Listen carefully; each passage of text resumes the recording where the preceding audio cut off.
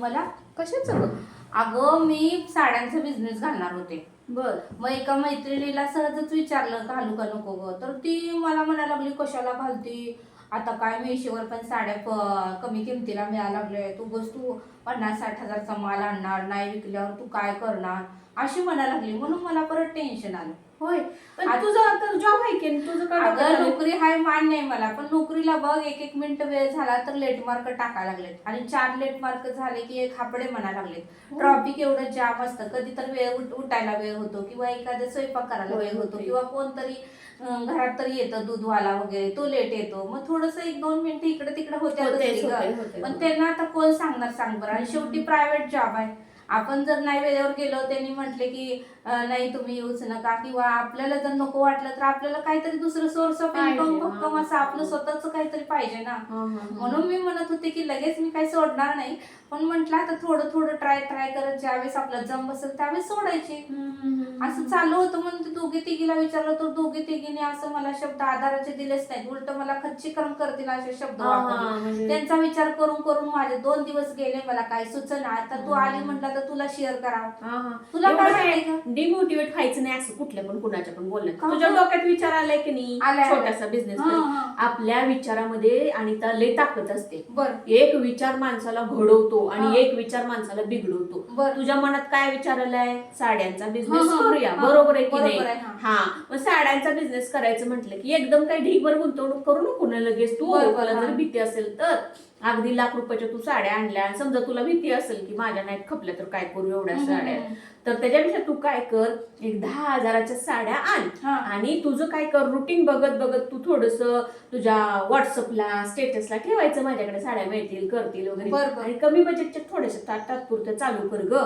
आणि काय कर, नोकरी तू फुल टाइम करतेस का नाही त्याच्याऐवजी हाफ कर, आणि दुपारनंतर काय करायचं, ह्या बिझनेस कडे लक्ष दे, आणि 10 हजाराचा थोडस माल खपला की तेच पैसे परत साड्यात गुंतवायचे, तेच परत गुंतवायचे, आणि थोडस नोकरीतलं काय सेव्हिंग असेल की असं करत करत काय करतो, स्टेप बाय स्टेप पुढं पुढं जा. आणि साड्यांबरोबरच की नाही तुला आता इथं आसपास काय चालतंय असं वाटतंय, मॅचिंग पर्स ठेव त्याच्याबरोबर, म्हणजे थोडं थोडं वाढव. आणि एकदा तुझं वाढलं की नाही, छान चाललंय असं वाटलं की नाही बिझनेस, मग थोडस नोकरीकडे तू राजीनामा द्यायला बघ. बरोबर आहे की नाही? बरोबर बोलली बघ सारिका, माझ्या मनातलं बोलली बघ तू. असं कुणी पण काय पण बोललं की लगेच डिमोटिवेट व्हायचं नाही. आपण जरा आणखी चांगल्या 2 माणसांना विचारायचं. प्रत्येकाचा जीवनाकडे बघण्याचा दृष्टिकोन हा वेगळा असतो. कोण असतंय की नाही घाबरून काय करू का नको म्हणते, आणि कोण काय करतोय लयच उत्साह लय काय काय करायला जाते, मग ती पायावर आपली धोंड पडून घेते. आपण अति उत्साहात पण जायचं नाही आणि अति डिमोटिवेट पण व्हायचं नाही. आपल्या बजेटमध्ये जसं भेटेल, आणि एखादं जरी नुकसान आलं समोर समजा, तर ती पेलवण्याची ताकद आपल्याकडे आहे की नाही बघायचं, आणि पाऊल पुढे टाकायचं. बरोबर आहे की नाही? बरोबर बोलली असं म्हणते ग. आपल्या मैत्रिणी पण आहेत की नाही आता फेसबुक, आपल्या ह्याला युट्यूबला, त्यांना पण एखादा मेसेज तुझ्याकडून दे तू. चालतंय. काय म्हणणं तुझं? बरोबर आहे की नाही? माझं तेच म्हणणं आहे की लोक अशी डिमोटिवेट करतातच मैत्रिणींनो. लोक काही जरी चालू करायचं म्हटलं की नाही, मैत्रीण असू दे आपली, आपल्या घरातली स्वतःची माणसं सुद्धा कधी कधी डिमोटिवेट करतात. आणि स्प्रिंग असं दाबायची बघतात, आणि जेवढे दाबतील तसं आपलं आयुष्य का नाही मैत्रिणींनो असंच आहे. लोक आपल्याला दाबतात, दाबलं तर दाबलं, मी पण स्प्रिंग आहे म्हणायचं, आणि टाकतीन उडी मारायची आपण पण. म्हणजे आपले विचार पण आपण उत्तमाचे करायचे, घाबरायचं नाही. कोणी पण आपल्याला डिमोटिवेट करू दे, आपण 2-3 वेळा विचार करायचा, आणि आपल्याला जे योग्य वाटते ना तो निर्णय घ्यायचा. मैत्रिणींनो, कळलं का तुम्हाला? असं मी म्हणते. बरोबर आहे की नाही अनिता? बरोबर आहे मैत्रिणींनो. आणि कसं आहे माहितीये का, आपण जे फेस केलेलं असतं ते आपल्याला माहिती असतं, त्यामुळे लोक का त्यांच्या अनुभवानुसार बोलतात, पण आपला अनुभव काय आलाय, आपण काय फेस केलं, ह्यानुसार आपण आपल्या आयुष्याचे निर्णय घ्यायचे. डिमोटिवेट व्हायचं नाही.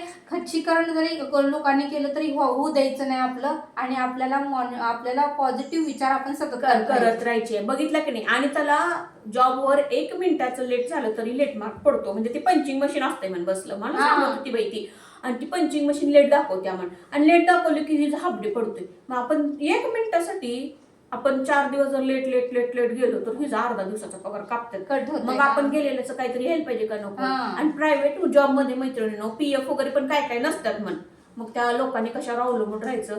बरोबर आहे का नाही? बरोबर आहे का? म्हणून थोडस जर तुमच्या मनात एखादा विचार आला एखादी गोष्ट करावी, तर ती एखाद्या चांगल्या व्यक्तीला बोला, आपल्या जवळच्या माणसाशी बोला. आणि डिमोटिवेट कोणी केलं तर डिमोटिवेट व्हायचं नाही. Never give up. बरोबर आहे ना अनिता? बरोबर आहे, होय. तर तुम्हाला पण असे कधी असे प्रसंग आले असतील मैत्रिणींनो तुमच्या आयुष्यात, नक्की कमेंट करून सांगा. बरोबर आहे ना बरोबर अनिता? आहे, हा. चला मैत्रिणींनो, बाय.